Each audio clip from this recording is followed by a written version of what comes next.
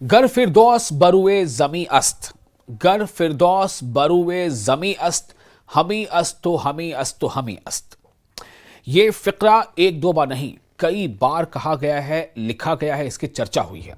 दरअसल इसमें है क्या, इसे किसने कहा, इसको लेकर तो कई तरह की बातें सामने आती है, लेकिन ये कहा गया है जम्मू कश्मीर के बारे में, खासतौर से वादी कश्मीर के बारे में। इस फिक्रे में वादी कश्मीर की तारीफ की जो हद है वो समझ में आती है, क्योंकि इसमें क्या कहा गया है, इसमें कहा गया है कि गर फिरदौस बरुए जमी अस्त, अगर जमीन पर कहीं फिरदौस है, जन्नत है, तो वो यही है, यानी कि वो कश्मीर ही है। लेकिन हम आपको ये बताने जा रहे हैं कि कश्मीर जो है वो वादी कश्मीर, इसकी खूबसूरती से किसी को इनकार नहीं, लेकिन एक नहीं कई बार कश्मीर की हरी भरी वादी में, कश्मीर की खूबसूरती में, कश्मीर की जो सफेद बर्फपोश जो वादियां हैं, उसमें कई बार खून के छींटे पड़े हैं और ये जमीन लाल भी हुई है। दरअसल कश्मीर को लेकर के बहुत पुराना एक मसला है, लेकिन हम बात कर रहे हैं खासतौर से 22 अप्रैल को हुए पहलगाम के उस वाक़े की। 22 अप्रैल को जैसे पहलगाम में जो दहशतगर्दाना वाक़या हुआ, जो दहशतगर्दों ने 26 लोगों की बेरहम कत्ल करके उनकी जानें ले ली, और जिस तरह से जानें ली, ये काफ़ी दर्दनाक है, बहुत दुखदाई है, बहुत गम का ये मंजर था। और उसके बाद से इस फिरदौस नुमा सरजमीन को कहीं ना कहीं एक बेरुखी का सामना करना पड़ रहा है। और वो बेरुखी किसकी है? वो बेरुखी है पर्यटकों की, वो बेरुखी है सयाहों की।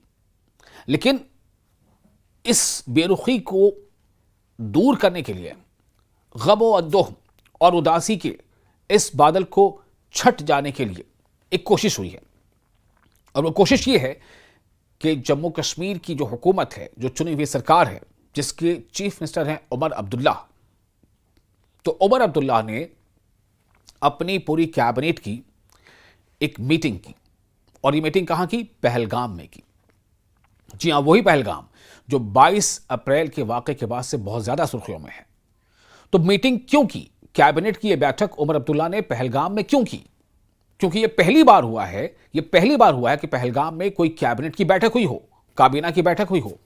इस बैठक का सिर्फ और सिर्फ एक मकसद था कि जम्मू कश्मीर की तरफ देश के अन्य राज्यों के लोगों को या दुनिया के बाकी ममालिक के लोगों को एक बार फिर उनकी जहन को, उनकी दिलचस्पी को जम्मू कश्मीर की तरफ राग़िब किया जा सके, यानी कि सयाहत को, टूरिज्म को एक बढ़ावा दिया जा सके, पहलगाम को फिर से चर्चा में लाया जा सके, सुर्खियों में लाया जा सके, और पॉजिटिविटी के लिए चर्चा में लाया जा सके, इसकी खूबसूरती के लिए चर्चा में लाया जा सके, इसके जो मनमोहक नज़ारे हैं उसके लिए चर्चा में लाया जा सके, ताकि फिर से एक बार न सिर्फ वादी कश्मीर में बल्कि खास तौर से पहलगाम और उसके आसपास के इलाकों में भी जो टूरिस्ट हैं वो आना शुरू करें। हालांकि आ रहे हैं, लेकिन उनकी तादाद बहुत कम है।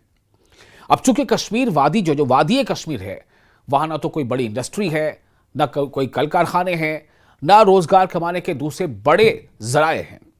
तो पूरा का पूरा वादी कश्मीर के लोगों का जो रोजगार का दारो मदार है वो इन्हीं सियाहत से जुड़े इंडस्ट्री पर है।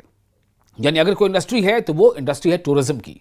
अगर कोई पैसे का या इकोनॉमिकल जो आय है, जो जरिया है उसका कोई बड़ा, तो वो है सयाहत।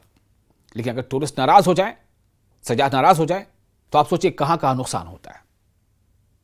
यानी होटल, टैक्सी ड्राइवर, पोनी वाले, ऑटो वाले, जो वहां की जो छोटे मोटी और तिजारतें हैं वो, जो वहां पर दस्तकारी है वो, जो वहां पर छोटी मोटी चीजें बनाते हैं, वहां की जो रिवायती सामान है वो तैयार करते हैं, उनकी खरीदो फरोख्त, इन तमाम चीजों पर जो है एक तरह से कहीं ना कहीं सन्नाटा पसर जाता है। और इसीलिए एक बार कोशिश की है चीफ मिनिस्टर उमर अब्दुल्ला ने क्या किया कि कैबिनेट की बैठक पहलगाम में की। पहलगाम में कैबिनेट की बैठक करने का मकसद क्या था, आप सुनिए उमर अब्दुल्ला क्या कह रहे हैं, वो सुनिए। सुबह जम्मू कश्मीर कैबिनेट की बैठक पहलगाम में बुलाई गई,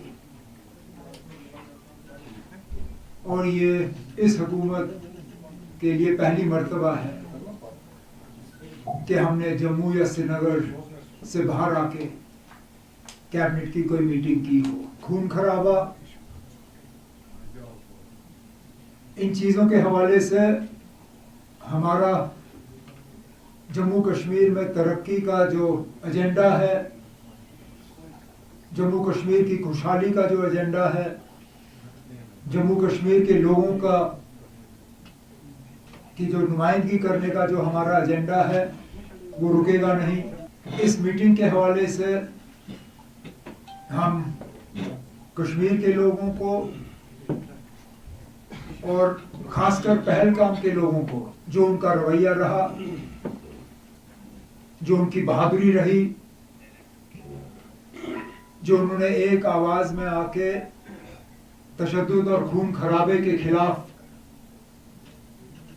अपनी आवाज बुलंद की, उसका शुक्रिया करने के लिए और उसको सलाम करने के लिए। तो सुना आपने उमर अब्दुल्ला ने क्या कहा। उमर अब्दुल्ला को पूरी उम्मीद है कि जो कोशिशें हो रही हैं उसका बहुत अच्छा समरा मिलेगा, यानी कि बहुत अच्छे फल मिलेंगे, बहुत अच्छे नताइज मिलेंगे। और न सिर्फ ये कि उमर अब्दुल्ला, बल्कि आपने कुछ तस्वीरें अभी देखी होंगी जिसमें आपने देखा कि फारूक अब्दुल्ला, जिनकी उम्र 80 से ज़्यादा है, कुछ लोग तो यह भी बताते हैं कि शायद वो 84 या 86 के हो चुके हैं, इस उम्र में भी फारूक अब्दुल्ला गोल्फ खेलते नजर आए। क्यों? दरअसल फारूक अब्दुल्ला की भी कोशिश है कि एक बार फिर वादी कश्मीर को लोगों की दिलचस्पी का मरकज बनाया जाए। वो भी ये कह रहे हैं कि जो कुछ हुआ 22 अप्रैल को वो बहुत दुखद है, बहुत गमजदा है, बहुत तकलीफ देने वाला है, हम उसे भूल नहीं सकते। लेकिन इसमें कोई हमारी गलती नहीं है, इसमें हमारी खता नहीं है, यहां के लोगों की गलती नहीं है, जहां के लोग जो है वो इसके जिम्मेदार नहीं है। तो उन्होंने अपील की है कि जो टूरिस्ट हैं, जो पर्यटक हैं, वो वादी का रुख करें।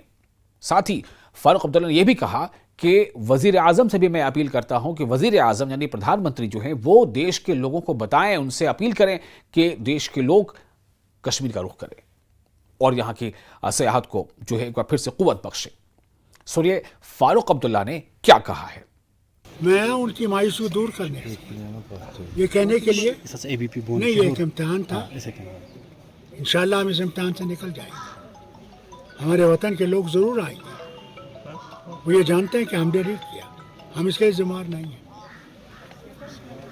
और उम्मीद है कि अभी बहुत जल्दी अमरनाथ जी की यात्रा होने वाली है और हमें उम्मीद है कि भोलानाथ से मिलने के लिए बहुत से लोग आएंगे और वो जब यहाँ से वापस जाएंगे सबसे कहेंगे कि सबसे खूबसूरत और सबसे जहाँ अमन है वो ये इलाका है।